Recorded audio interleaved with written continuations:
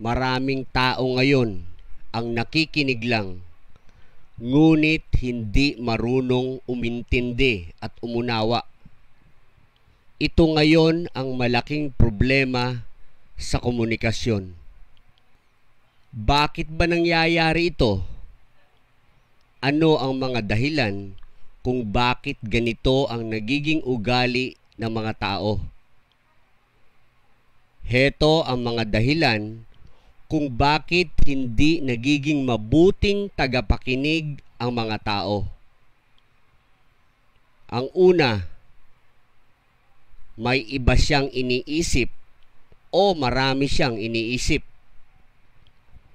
Dahil sa mga problema at sa dami ng iniintindi ng mga tao ngayon, natutuliro at nalilito na ang kanyang isip.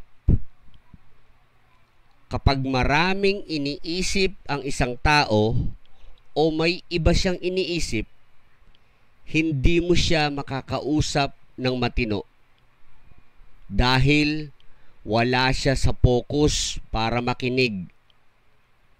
Kaya kahit na ano pa man ang sabihin mo, hindi kanya mauunawaan at hindi kanya maiintindihan.